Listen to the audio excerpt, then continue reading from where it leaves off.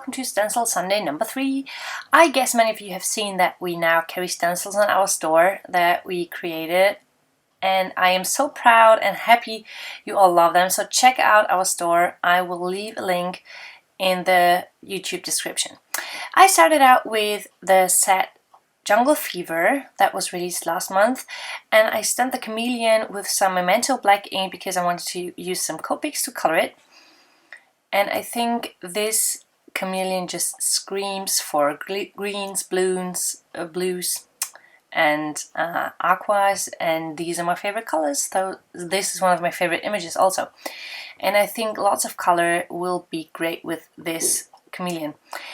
I will be creating a watercolor background with the stencil today, so I knew it would be colorful, so I knew this had to be the chameleon.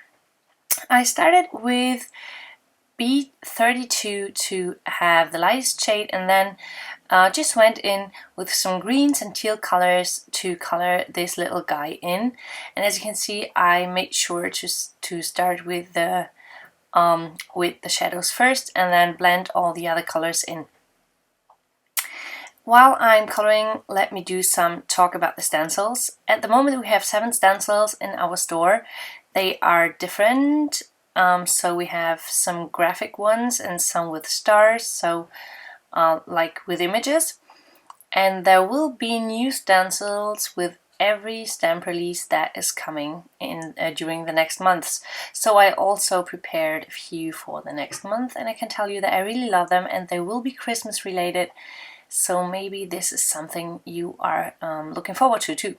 Okay, as you can see, I used the lighter color to blend that all together again. Added some more of the dark shadow, and then I used the colorless blender to push some of the color away on his back, because I find that chameleons have kind of a striped, well, they are colored, but they are striped also with lights and dark shades. So this is what this is the look that I tried to achieve by pushing away some of the color with the colorless blender. And I'm doing it in kind of a triangle shape, so have it a little wider on his back and getting to one point on his body. Okay, pushing some more of the color away. And I also wanted him to be a little spotted, so I used a white gel pen. After I pushed the color away, I used a white gel pen to just add a few dots in there.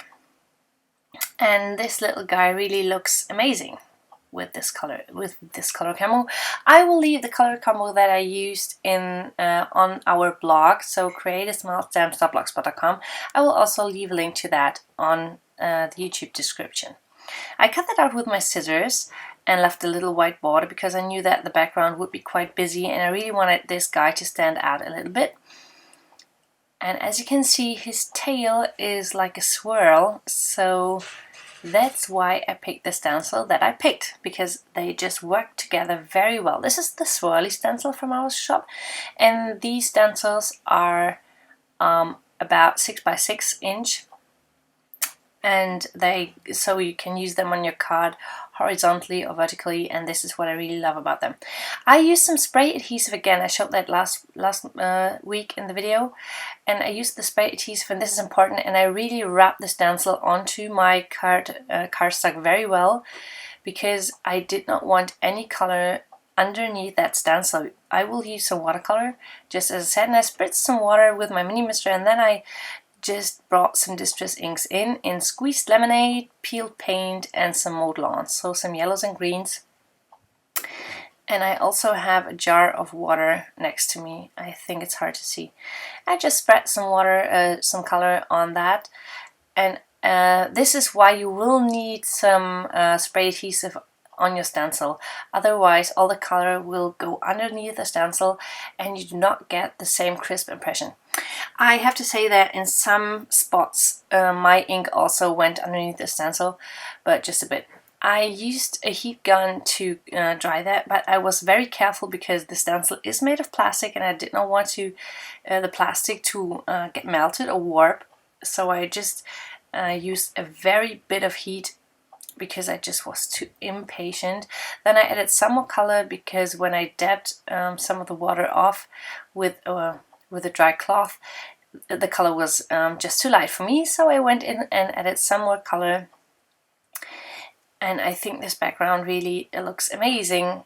Maybe this would have looked even a little nicer in a bright color like pink, which would go perfect with that chameleon, but this is nice. And then I peeled off the stencil from my paper, and you can see the background is a watercolor background with crisp white circles. Swirls. I used my circle cutter to cut out a circle because using the entire piece was way too overloading the card, so I just wanted to take a piece. I know that Kelly from our design team had some tips on using very busy backgrounds, and one of her tips was don't use the entire piece, just use a piece of it. And this is so helpful for me. I know I did this, of course, sometimes, but I didn't do it on purpose. I was not sure why I did this. Now I know this makes the card less busy. I used some white vellum to put the sentiment on. The same set has sentiments that say "You color my world" and "Don't ever change," and these will be the two sentiments that I'm using. I'm embossing the "Don't ever change" in white on that piece of vellum, and I think embossed sentiments on vellum always look even more crisp than stamped on just some plain white paper. So I really love embossing on vellum. It just gets, yeah, it's just a very crisp and nice impression then. I used my Hero Arts white embossing powder because this also gives very crisp impressions. I love this a lot. I heat set that with my heat gun, and then I also used another piece of vellum to layer it to have more dimension and to have the background shine through a little less, because I really wanted I wanted to make sure that the sentiment can easily be seen. So I adhered that with my clear tape runner. And then I used my foam tape to adhere the chameleon on top of that little banner of vellum, because I love to have my images grounded if they are a creature or an animal or a critter or something. I think they need something to stand on, so this little guy got the vellum. And then I took out the "You Color My World" sentiment and mounted that onto my acrylic block in a curve to go well with the background. And then I stamped that with VersaFine ink, and again, a very crisp impression, so this is what I love a lot. Okay, to finish off the card, I just used some Wink of Stella clear glitter pen to add some shine to the chameleon, and that finished the card. I hope you got inspired to try out some watercolor with your stencils. And as I said, just make sure to check out our shop and make sure to subscribe to this YouTube channel. Thanks so much for watching. Check back for another Stencil Sunday video on Sunday next week. Bye bye!